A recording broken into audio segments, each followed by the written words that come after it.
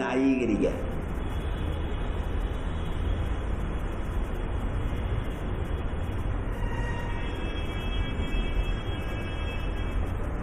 പിന്നെ ആ വ്യാഖ്യാനവും ഒരു പിടി പണിയായി മാറും. മറിച്ചത് എളുപ്പമാകുന്നത് നിങ്ങളുടെ ഉള്ളിൽ നിന്ന് പൊന്തുന്ന ഒരാശയം നോക്കിയാൽ മതി. അൻ ഐഡിയ, അതാണ് നിങ്ങൾ.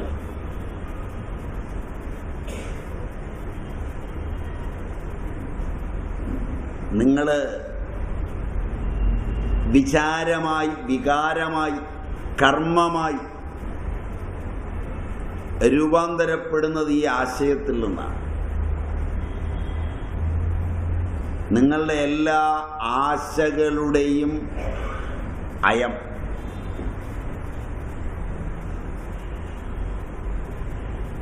ഇവൻ.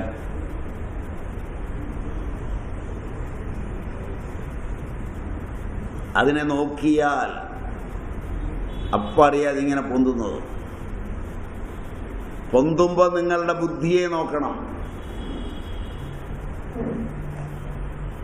മാർമികമായി നോക്കണം. ബുദ്ധി വിലക്ഷണമാകുന്നത് കാണാം. മനസ്സിനെ നോക്കണം. അതിൻ്റെ വികാരങ്ങളെ നോക്കണം. നിങ്ങളുടെ ബുദ്ധിയിൽ നിന്ന് ഉദിക്കുന്ന ചിന്തകളും മനസ്സിൽ നിന്നുയരുന്ന വികാരങ്ങളും ശരീരത്തിലുണ്ടാകുന്ന അനുഭവങ്ങളും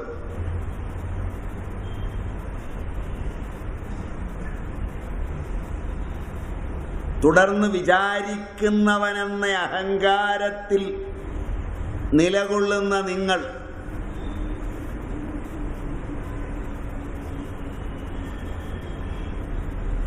ഞാൻ വിചാരിക്കുന്നു എന്ന് അഹങ്കരിക്കുന്ന നിങ്ങൾ ആ ആശയം പൊന്തുന്നതിന് മുമ്പുള്ള നിങ്ങളല്ല.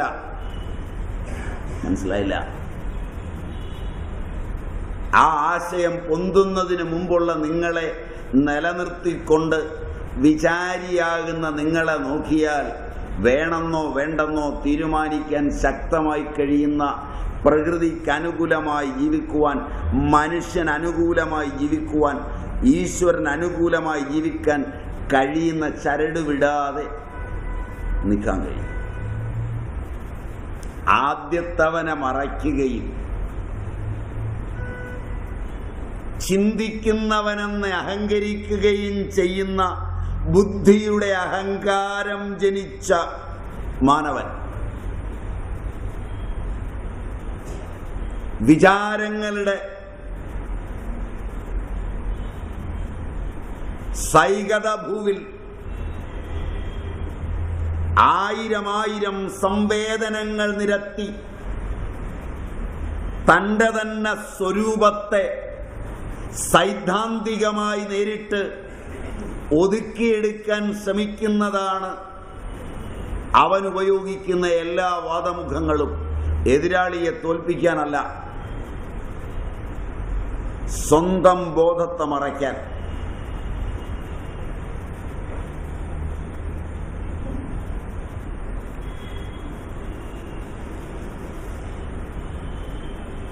നൈസർഗികവും നിഷ്കപടവും നിഷ്കളങ്കവും നിരുപദ്രവകരവും നിസീമവുമായ തൻ്റെ നിശബ്ദതയെ ഭഞ്ജിച്ച് തൻ്റെ ബുദ്ധി വിചാരമായി രൂപാന്തരപ്പെട്ടതിനെ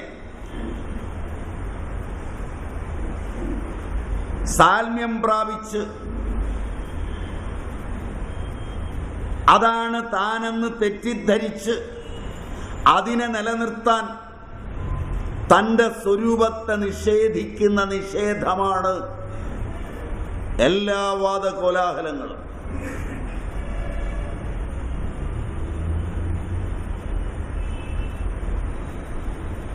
വിവരമുള്ളവൻ വാദകോലാഹലങ്ങൾ ഉതിർക്കുന്ന, ഞാൻ വിചാരിക്കുന്നു എന്ന് അഹങ്കരിക്കുന്ന, ഞാനൊരു ചിന്തകനാണ്, ഐ ആം എ തിങ്കർ.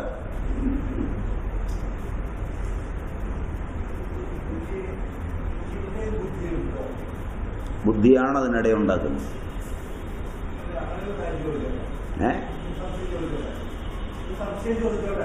ഇതുമായി ബന്ധപ്പെട്ടതാണെങ്കിൽ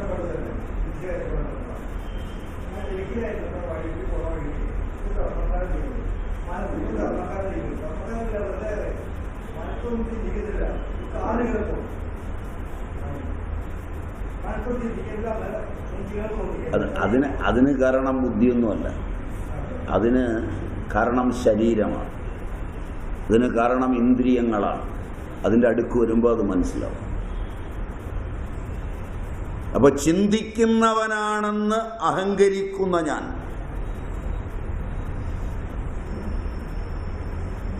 ചിന്തയെപ്പോലെ തന്നെ ആയിരം വികാരങ്ങളുണ്ട്, ഇമോഷൻസ്.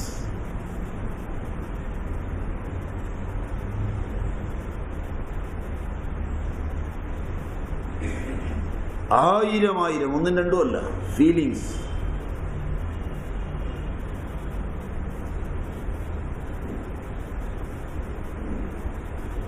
ആ ഓരോ ഇമോഷനും വരുമ്പോൾ മനസ്സ് അതിനനുസരിച്ച് രൂപം പ്രാപിക്കും.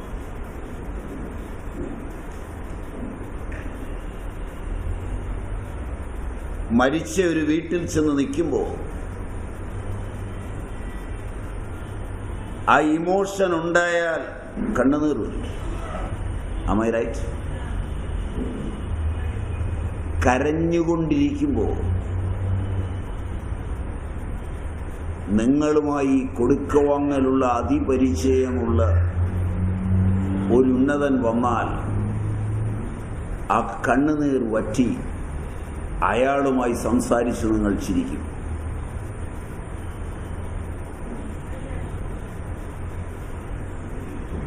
ഈ മനസ്സിനെ നിയന്ത്രിച്ചെടുക്കാൻ ശ്രമിക്കുന്നു.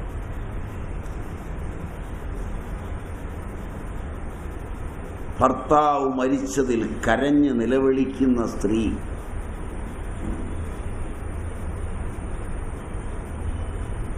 ഭർത്താവ് ജീവിച്ചിരുന്നപ്പോൾ കൊടുക്കവാങ്ങലിൻ്റെ ഒരു ചെക്കുമായി ഒരു പരിചയക്കാരനെത്തി ഇന്ന് ബാങ്കിൽ അടയ്ക്കേണ്ടതാണെന്ന് പറഞ്ഞാൽ ആ ഇപ്പം ഭർത്താവ് മരിച്ചു കിടക്കുകയാണ്, ആ പണം പോയാൽ പോകട്ടെ എന്നൊന്നും വെക്കുകയില്ല. ഉത്തരവാദിത്വത്തോടുകൂടി ആളെ വിളിച്ച് ഇത് ബാങ്കിൽ വേഗം എത്തിക്കുന്നതിനുള്ള സംവിധാനം ചെയ്യും. Am I right?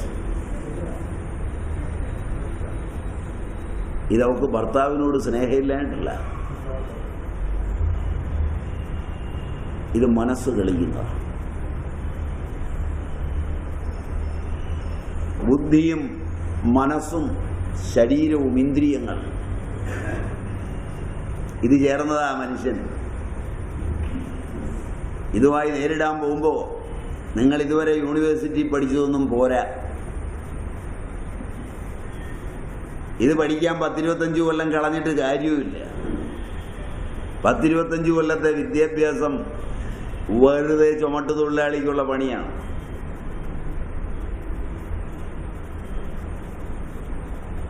കൂടെ പഠിക്കുന്നവരുടെ തലയിലെ പൂകിള്ളാൻ നടന്നിട്ട് ഡിഗ്രി സർട്ടിഫിക്കറ്റ് കാണിച്ച് ജോലിക്ക് അന്വേഷിച്ച് നടക്കുമ്പോൾ ഏത് മനസ്സാണ് നിങ്ങൾക്ക് അനുകൂലമായുള്ളത്? എന്ത് ജോലി കിട്ടിയാലാ രക്ഷപ്പെടാൻ പോകുന്നത്? ഏത് പ്രൊമോഷനും പേയും പ്രോസ്പെക്റ്റും നിങ്ങൾക്ക് ശാന്തിയെ തരും?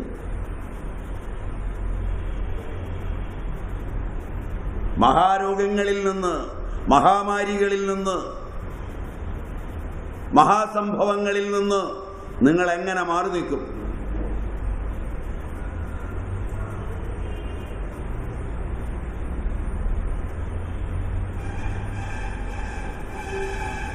വ്യർത്ഥമായൊരു ജീവിതത്തിൻ്റെ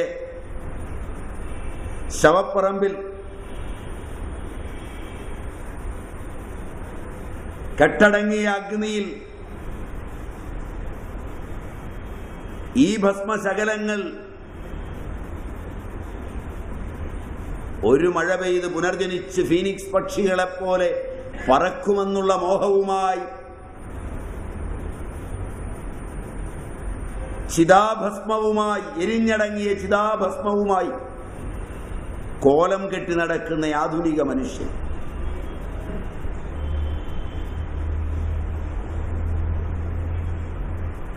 അഗ്നിശകലങ്ങൾ നക്കിത്തീർത്ത ഈ ഭസ്മഗണങ്ങളിൽ ഇനിയൊരു മഴത്തുള്ളി വീഴുമോ?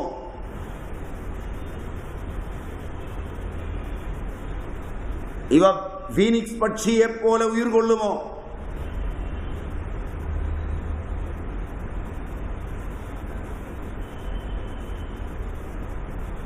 കവിത മരിച്ചിട്ടില്ലെങ്കിൽ ആലോചിക്കും.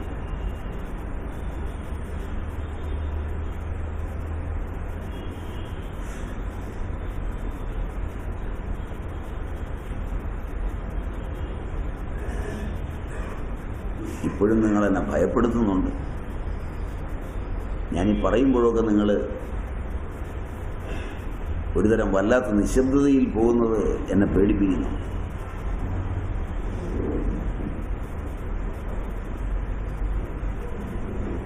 അതുകൊണ്ട് ശരിക്കും ആലോചിക്കും. ഈ മനസ്സ് ചിന്തകനാണ്. മനസ്സ് ബുദ്ധിയാകുമ്പോൾ, മനസ്സാകുമ്പോൾ വികാരിയാണ്. ശരീരമാകുമ്പോൾ, ഇന്ദ്രിയങ്ങളും ശരീരവുമാകുമ്പോൾ അനുഭവസ്ഥനാണ്.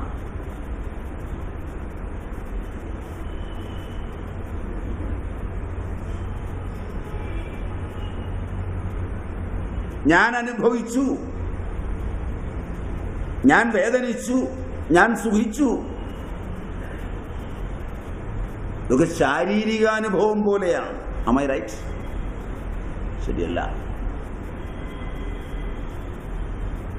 ഞാൻ ചെയ്തു, ഞാൻ നേടി. കർത്താവും ഭോക്താവുമായി അനുഭവങ്ങളുടെ ലോകത്തിൽ അലയുമ്പോൾ, അനുഭവങ്ങളുമായി കൂട്ടുകൂടുന്ന ഈ മനസ്സ്,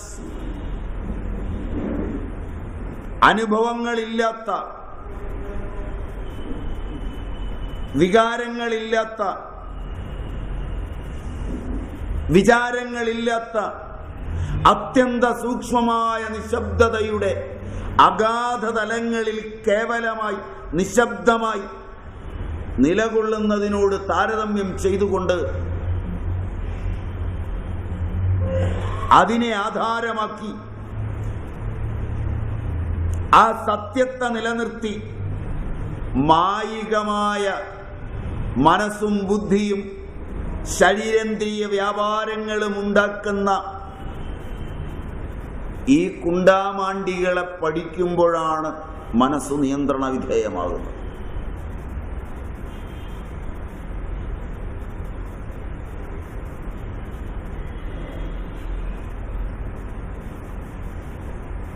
അങ്ങനെ നിയന്ത്രിച്ച് ശീലിച്ചവൻ ഒരിക്കലും പുറത്തേക്കല്ല നോക്കുന്നത്. ജീവിതമെല്ലാം അവൻ പരിഹരിക്കുന്നത് അവനിലാണ്. അവളിലും അവരിലും അതിലും ഇതിലും ഒന്നുമല്ല.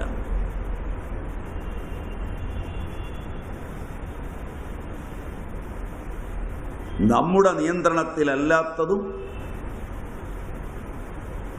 പ്രകൃതിയുടെയും രസതന്ത്രത്തിൻ്റെയും ചുറ്റുപാടുകളുടെയും അന്യരുടെയും നിയന്ത്രണത്തിലായതുമായ ബാഹ്യപ്രപഞ്ച യാഥാർത്ഥ്യങ്ങളെ പിടിച്ചടക്കിയും വെട്ടിപ്പിടിച്ചും നിയന്ത്രണ വിധേയമാക്കാൻ പോകുന്ന ഞാനൊന്നു ഭരിച്ചാൽ വരുമോന്ന് നോക്കട്ടെ എന്ന് പറയുന്ന ചന്ദ്രക്കാരൻ്റെ മനസ്സുമായി ഓടുന്ന ആധുനികന് ശാന്തിയും ആനന്ദവും ആധ്യാത്മികതയും അകലെയാണ്.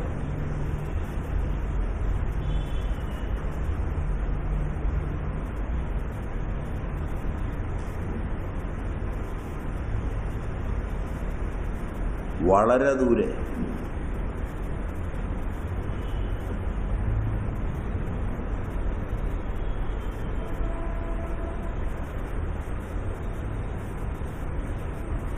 അതുകൊണ്ട്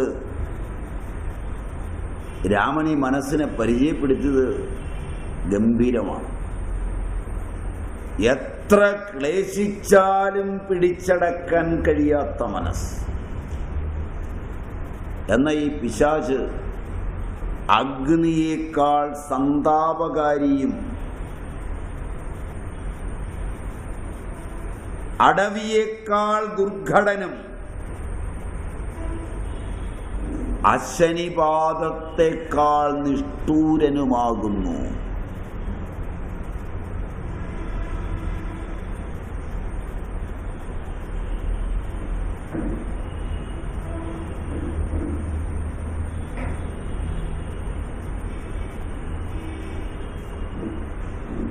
ഈ മനസ്സാണ് ശാന്തമാകുന്നത്, വേറൊന്നുമല്ല.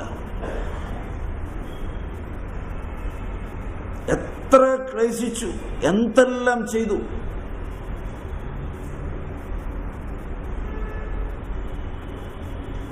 നിഷ്ഠൂരനാണ് എൻ്റെ ഈ മനസ്സ്.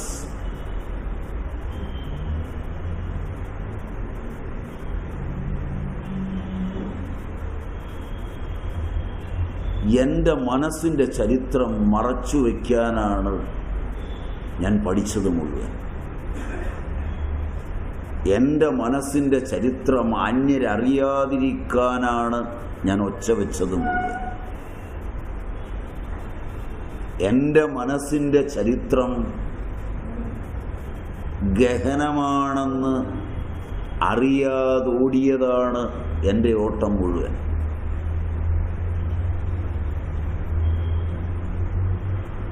ഇത്രയൊന്ന് തിരിച്ചറിഞ്ഞ്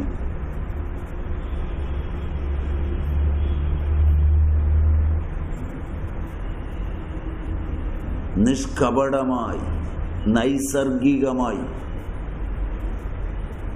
സ്വച്ഛന്തമായി തൻ്റെ ബോധരൂപത്തെ, മനസ്സായി ബുദ്ധിയായൊക്കെ പ്രകടമാകുന്ന തൻ്റെ ബോധരൂപത്തെ ഒന്ന് ദർശിക്കാൻ കഴിഞ്ഞാൽ ആ കഴിയുന്നവൻ ഈശ്വര ദർശനമായി.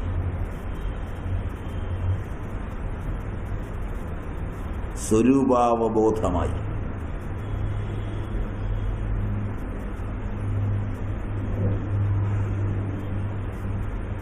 ഇതിന് മതങ്ങളുടെ ചരിത്രവും മതചരിത്രകാരന്മാർ കൂട്ടിവെച്ച വിശുപ്പു പാണ്ഡങ്ങളും മുഴുവൻ അലക്കാതെ ചുമക്കണ്ട.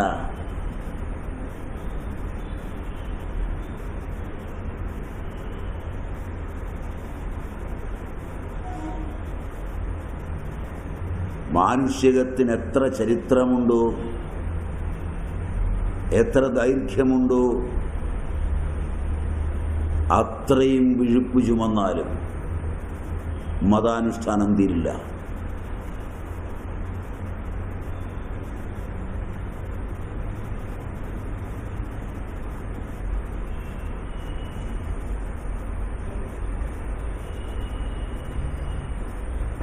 ശാന്തി ലഭിക്കാതെ ലഭിച്ചുവെന്ന് പണിയെടുത്തതുകൊണ്ട് ലോകരോട് പറയേണ്ടി വരുന്ന, ലോകരെ ബോധ്യപ്പെടുത്തേണ്ടുന്ന ഒരു കള്ളൻ കൂടി രംഗപ്രവേശം ചെയ്യുമെന്ന് മാത്രമേ ഉള്ളൂ.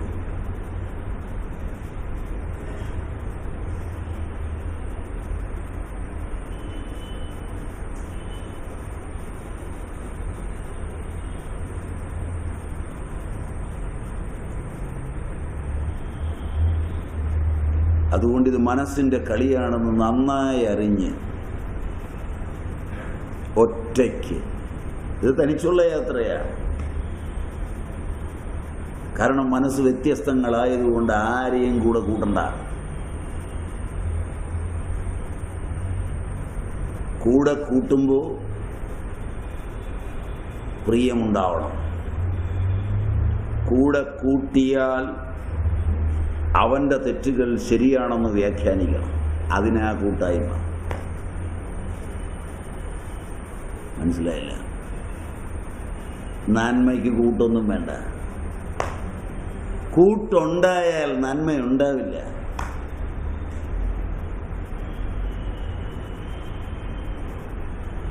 കൂട്ടുകൾ ഭയത്തിലാണ്.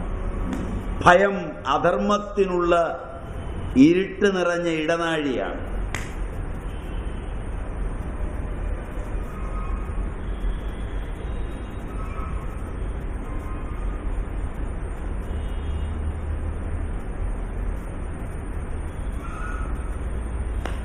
ചൊറിയുമ്പോൾ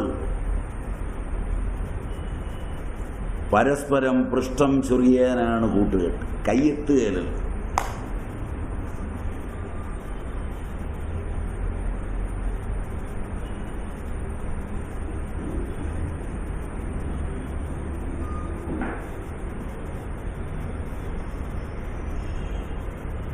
അതുകൊണ്ട് അതിലൂടെ ആധ്യാത്മികതയും ആനന്ദവും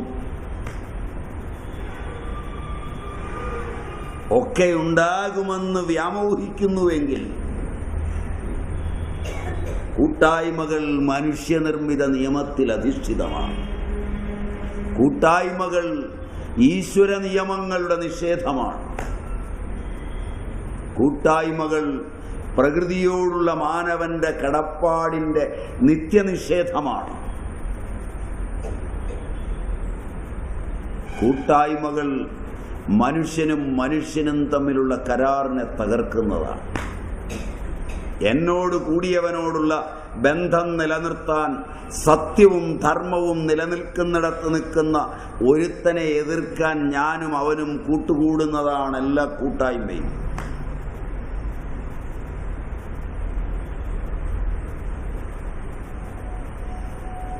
ധർമ്മസ്ഥിതി നടപ്പാകാതിരിക്കാൻ, അധർമ്മം സ്ഥാപിക്കാൻ, പ്രിയം സംഭവിക്കാൻ, പ്രിയമുള്ളതിനെ നേടാൻ മാത്രമാണ് കൂട്ടായ്മ.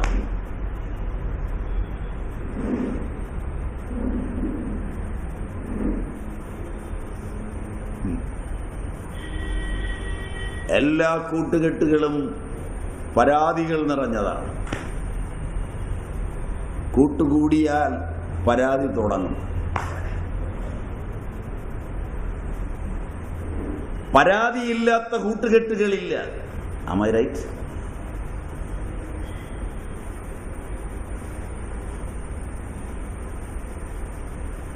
പരാതികളിൽ നിന്ന് വരുന്ന നാറിയ ഗന്ധമാണ് കൂട്ടുകെട്ടുകൾ കൊണ്ട് പരസ്പരം നേടുന്നത്.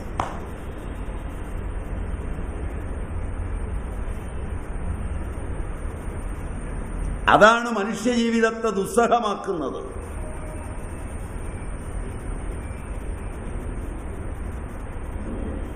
കൂട്ടുകെട്ടുകൾ വളർച്ചയല്ല, മനുഷ്യാത്മാവിൻ്റെ ആനന്ദത്തിനു പകരം ദുഃഖം അനുഭവിക്കുവാനുള്ള മായിക പ്രപഞ്ചത്തിലേക്കുള്ള യാത്രയാണ്.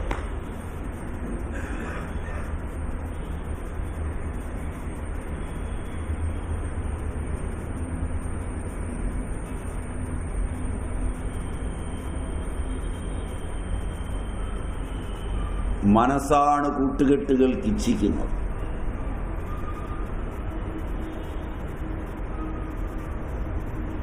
മനസ്സിന്റെ വികാരങ്ങളിലാണ് അത് ചാരിതാർത്ഥ്യം തേടാൻ ഓടുന്നത്.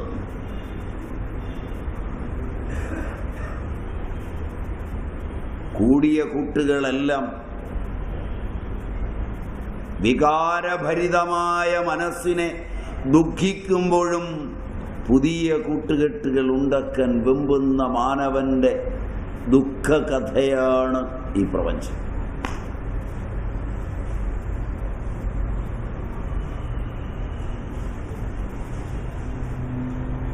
നിസീമ ലാവണ്യമുള്ള ആത്മാവിന്റെ നിശബ്ദത അനുഭവിക്കുവാൻ സമ്മതിക്കാത്ത മനസ്സിന്റെ വൈതാളിക യാത്രയാണ് എല്ലാ കൂട്ടുകെട്ടുകളും.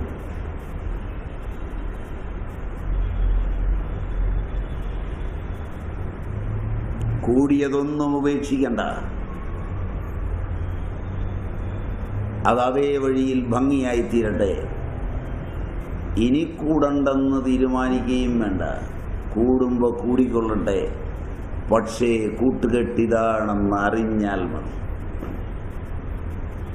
മനസ്സിലായോന്നറിയില്ല. ഇത് പറഞ്ഞുകൊണ്ട് ഓടിച്ചെന്ന് കൂട്ടുകെട്ടൊക്കെ വെട്ടരുത്. നിങ്ങൾ കൂടും. ഈ കൂടിയതൊന്ന് തീർന്നോ, വഴക്കോ പൊല്ലാപ്പോ ഒക്കെ ആയിട്ട്. ഇനി കൂടാൻ പോകുന്നതും ഇത് തന്നെയാണ്.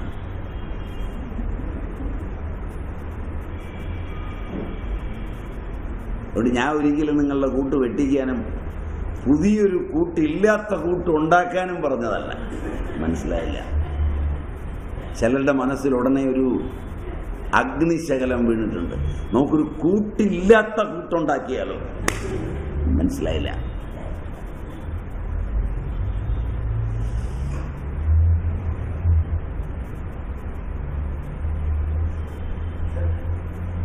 പെട്ടികൾ പലവിധം.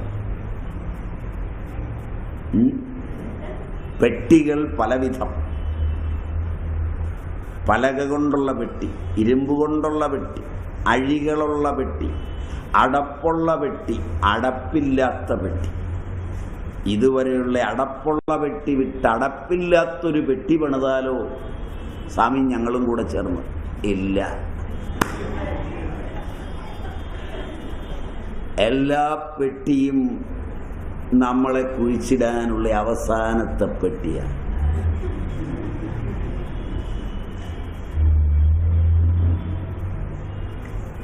പണിത പെട്ടിയിലൊക്കെ കിടന്നാൽ മതി. അതിന് പുറത്തു വരികയും വേണ്ട. കുറച്ചുകൂടെ പോട്ടെ. മനസ്സിലായില്ല? ഇതവിടെ കിടന്ന് പഴുക്കും. ഒരു ദിവസം പെട്ടി താനെ ദ്രവിക്കും. അപ്പോൾ സ്വതന്ത്രമായാൽ മതി. മനസ്സിലായില്ല? നിങ്ങളെ പെട്ടികളിൽ നിന്ന് പുറത്തു കൊണ്ടുവരാനല്ല ഞാൻ വന്നത്. പെട്ടികളിലിരുത്തി നിങ്ങളുടെ പെട്ടി നശിപ്പിക്കാനാണോ? അതുകൊണ്ട് ഒരു പുതിയ പെട്ടിയും ഞാൻ കൊണ്ടുവന്നിട്ടില്ല.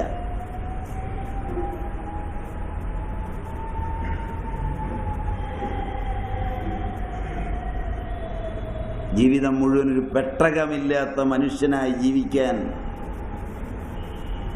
ഇച്ഛിക്കുന്നവരുടെ പരമ്പരയിൽ നിന്നാണ് വന്നത്.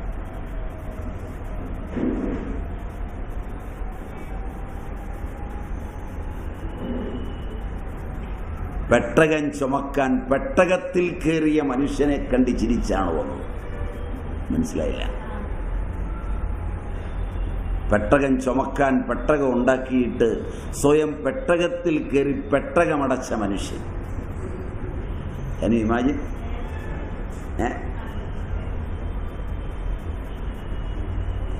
അതിനകത്ത് കിടക്കുമ്പോഴും ഞാനാണിതുണ്ടാക്കിയതെന്നും ഞാനിത് ചുമന്നുകൊണ്ടിരിക്കുകയാണെന്നും വ്യാമോഹിക്കുന്ന മനുഷ്യൻ.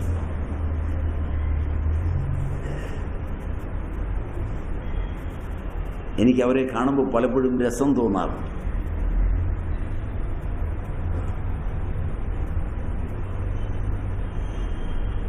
അതുകൊണ്ട്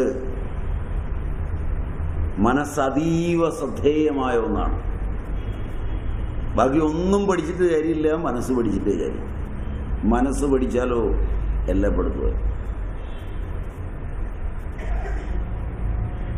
മനസ്സ് പഠിക്കാനോ മറ്റുള്ളവരുടേതല്ല, നമ്മുടെ.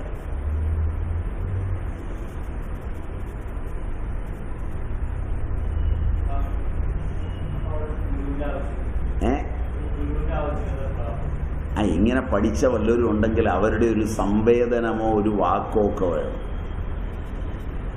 അവരൊരു വാക്കിട്ടിട്ട് പോയി കഴിഞ്ഞാൽ അതെ പിടിച്ചു തൂങ്ങിയാൽ പിന്നെ അവൻ കയറിപ്പോവും. പിടിച്ചു തൂങ്ങിയില്ലെങ്കിൽ എനിക്ക് ഗുരു ഉണ്ടെന്നും പറഞ്ഞ് കൂടെ നടന്നാൽ മുണ്ട് നനച്ച് കാലം കളയാമെന്നല്ലാതെ ഒരു കാര്യമില്ല. എൻ്റെ അറിവിൽ ജനങ്ങൾ ഈ പ്രാചീന ഗുരുസങ്കല്പങ്ങൾ എന്താണെന്നറിയാതെ മുണ്ട് നനച്ച് കാലം കളയുക. ഗുരുസേവ ഒരു വത്സരം ചെയ്യണം, ചെയ്യുക തന്നെ വേണം. പക്ഷെ അതിനുള്ളിൽ പഠിക്കേണ്ട ജാഗ്രത് സ്വപ്ന സുഷുപ്തികളെ പഠിക്കണം. പറഞ്ഞാൽ മനസ്സിലായി എന്ന് വിചാരിക്കും. അതിനൊരു സൂചന അവർ തരും. അല്ലാതെ അവർ നമ്മളെ മാറ്റാനൊന്നും പോകുന്നില്ല. മാറ്റം വരേണ്ടത് നമ്മുടെ ഉള്ളിലാണ്. അത് അവരെങ്ങനെ മാറ്റിത്തരും?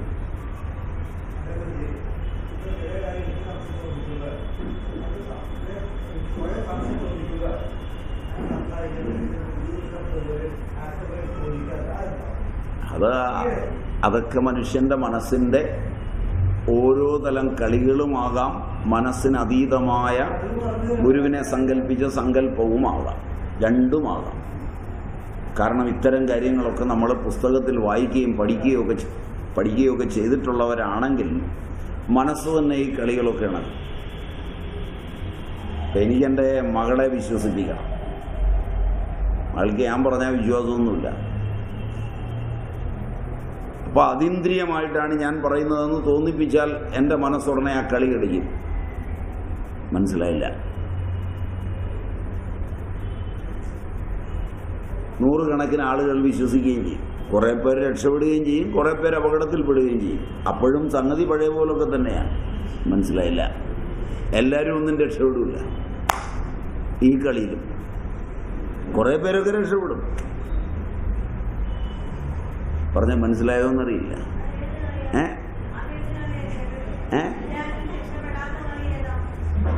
എല്ലാവരും രക്ഷപ്പെടുകയല്ലെന്നല്ല പറഞ്ഞാൽ കുറേ പേര് രക്ഷപ്പെടും, കുറേ പേര് രക്ഷപ്പെടുകയില്ല. അത് സ്വാഭാവികമാണ്. സ്വാഭാവികമായി രക്ഷപ്പെടുന്നതൊക്കെ ഞാൻ പറഞ്ഞിട്ട് രക്ഷപ്പെട്ടതാണെന്നും രക്ഷപ്പെടാത്തതൊക്കെ അവൻ്റെ കുറ്റമാണെന്നും ഞാൻ പറയും. അല്ലാതെ രക്ഷപ്പെട്ടതില്ലേ അത് കാണിച്ചാൽ പോരെ? വൈദ്യശാസ്ത്രങ്ങളും സിദ്ധപുരുഷന്മാരും പരീക്ഷണ നിരീക്ഷണങ്ങളും എല്ലാം ആരംഭം മുതൽ ഇന്ന് വരെ ഇവിടെയാണ് നിൽക്കുന്നത്.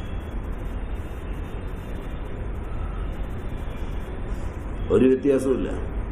100 പേരൊരാളെ പോയി കണ്ടു, മരുന്ന് വാങ്ങിച്ചു കഴിച്ചു, 5 പേര് രക്ഷപ്പെട്ടു. അതെൻ്റെ ആൾക്കാർ പരസ്യമായിട്ട് പറയും, സ്വാമിയെ കണ്ടോ? കണ്ടാ മതി. ഇതല്ലേ ഉദാഹരണം. കൊക്കിൽ ജീവനുണ്ടെങ്കിൽ അങ്ങേരൊന്ന് നോക്കുമ്പോഴേ രക്ഷപ്പെടും. അപ്പുറത്ത് 100 എണ്ണം പോയിട്ടുണ്ട്, മിണ്ടൂല്ല. മനസ്സിലായില്ല? അവരും വന്ന് ജനങ്ങളോടൊന്നും പറയില്ല ഞാനും ഇങ്ങനെ പോയതാണെന്ന്. പിടികിട്ടിയെന്നറിയില്ല. ഏത് വൈദ്യശാസ്ത്രവും ഏത് സിദ്ധനും ലോകത്ത് എത്ര വലിയവനും കളിക്കുന്ന കളിയെല്ലാം ഈ കളിയാണ്. ഇതിൽ ഞാനും നിങ്ങളുമായിട്ടൊരു ഭേദവുമില്ല. ഈ കളിയല്ല ജീവിതം. അവിടെ രക്ഷപ്പെടുന്നത് നിങ്ങളുടെ മനസ്സാണ്, എൻ്റെ മരുന്നല്ല. ആ മനസ്സ് ആരുടെയൊക്കെയോ പവിത്രമായി, അവൻ രക്ഷപ്പെട്ടു. പൈസയും ഗുണവും പേരും പ്രശസ്തിയൊക്കെ എനിക്ക് കിട്ടി, അത്രയേ ഉള്ളൂ. അത് പൂർവകർമ്മത്തിൻ്റെ പുണ്യം. മനസ്സിലായില്ല? അല്ലാതെ ഇപ്പോൾ കൊടുത്ത മരുന്നിൻ്റെ ഒന്നുമല്ല. അവൻ രക്ഷപ്പെടാൻ സമയമായിട്ടിരിക്കുകയായിരുന്നു. ഒടേതമ്പുരാൻ പറഞ്ഞു, നീ അയാളെ കണ്ടില്ലേ, രക്ഷപ്പെട്ടു. മനസ്സിലായില്ല? എടാ, നീ ചെല്ലുമ്പോൾ അയാൾക്കൊരു ഇച്ചിരി അഹങ്കാരമുണ്ട്, നീ രക്ഷപ്പെടണ്ട. നീ ചെല്ലുമ്പോൾ അയാളുടെ കൂടെ ഇരുന്ന് എഴുതിയവൻ്റെ അഹങ്കാരമാണ് ഇച്ചിരി വാചകം അടിച്ചത്. നീ പോടാ. നീ ചെല്ലുമ്പോൾ നീ അങ്ങ് അഹങ്കരിച്ച എന്ന വലിയ ആളാ, മറ്റതാ മറിച്ചാ, നീ അങ്ങനെ രക്ഷപ്പെടണ്ട, നീ പോ. മനസ്സിലായില്ല? ഇതാ സത്യം. ഇത് രോഗികൾ കേൾക്കരുത് കേട്ടോ, ഞങ്ങളുടെ കച്ചവടം പൂട്ടും. ഇത് ഞാൻ ഈ ക്ലാസ് കേൾക്കാൻ വന്നവരോട് പറഞ്ഞത്, ആവശ്യമില്ല കേൾക്കരുത്. ഞാൻ എപ്പോഴും പറഞ്ഞിട്ടുണ്ട്, ഞാൻ പറയുന്നതൊന്നും രോഗികൾ കേൾക്കരുത്. പിന്നെ എനിക്ക് പണി കൊണ്ടുപോണ്ടേ? വയറ്റിപ്പഴപ്പെന്ന് പറഞ്ഞൊരു പഴപ്പ് വല്ലാത്ത പഴപ്പല്ലേ?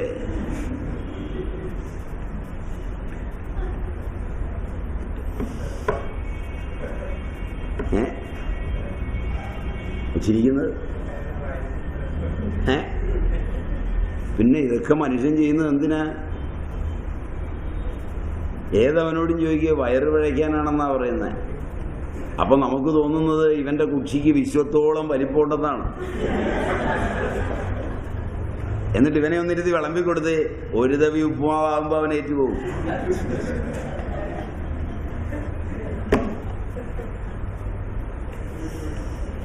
നിങ്ങൾക്ക് എന്നെ കൊല്ലാനുള്ള ദേഷ്യമുണ്ട്.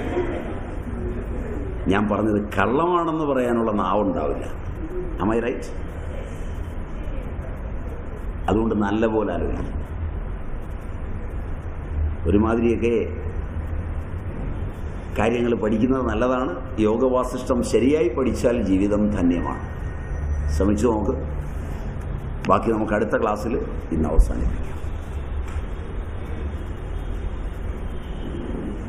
ഓം സ്ഥാപകായ ച ധർമ്മസ്യ സർവധർമ്മസ്വരൂപിണേ അവതാരവരിഷ്ഠായ രാമകൃഷ്ണായ തേ നമഃ. ഹരി ഓം.